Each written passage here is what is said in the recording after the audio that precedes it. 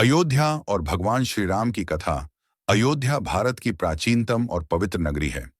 यही वह भूमि है जहां मर्यादा पुरुषोत्तम भगवान श्री राम का जन्म हुआ। अयोध्या केवल एक नगर नहीं, बल्कि धर्म, सत्य और आदर्शों की जीवंत प्रतीक है। श्री राम का जन्म त्रेता युग में अयोध्या के महान राजा महाराज दशरथ थे।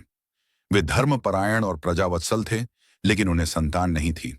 आर्षि वशिष्ठ और ऋष्य शृंग के मार्गदर्शन में पुत्रेष्टि यज्ञ कराया गया। इसके फलस्वरूप रानी कौशल्या ने चैत्र शुक्ल नवमी को भगवान श्री राम को जन्म दिया। यही दिन राम नवमी कहलाया। श्री राम विष्णु के 7वें अवतार थे। बचपन से ही वे सत्यप्रिय, विनम्र, पराक्रमी और करुणामय थे। शिक्षा और चरित्र। अयोध्या में गुरु वशिष्ठ के आश्रम में श्री राम ने वेद, शास्त्र, राजनीति और धनुर्विद्या की शिक्षा प्राप्त की। वे अपने भाइयों लक्ष्मण, भरत और शत्रुघ्न से अत्यंत प्रेम करते थे। सीता स्वयंवर। राजा जनक की पुत्री सीता के स्वयंवर में श्री राम ने शिव धनुष को उठाकर तोड़ा और सीता जी से विवाह किया। विवाह के बाद वे पुनः अयोध्या लौटे और प्रजा के प्रिय राजकुमार बने। राज्याभिषेक और वनवास। जब श्री राम के राज्याभिषेक की तैयारी हो रही थी, तभी रानी कैकेयी ने अपने 2 वरदान मांगे, भरत का राज्याभिषेक और श्री राम का 14 वर्षों का वनवास।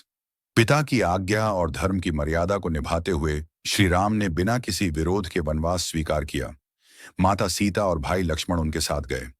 अयोध्या का दुहक। श्री राम के वन जाने से पूरी अयोध्या शोक में डूब गई। राजा दशरथ यह दुख सहन न कर सके और उनका देहांत हो गया। भरत का त्याग। भरत ने राज्य स्वीकार करने से इनकार कर दिया। वे श्री राम को वापस लाने वन गए, लेकिन श्री राम ने पिता की आज्ञा पूरी करने का संकल्प नहीं तोड़ा।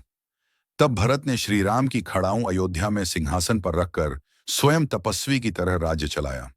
अयोध्या वापसी और रामराज्य। 14 वर्षों बाद जब श्री राम वनवास पूरा कर अयोध्या लौटे, तब पूरे नगर ने दीप जलाकर उनका स्वागत किया। यही दिन दीपावली के रूप में मनाया जाता है। श्री राम का शासन राम राज्य कहलाया, जहां न्याय, सत्य, धर्म और समानता थी। प्रजा सुखी और संतुष्ट थी।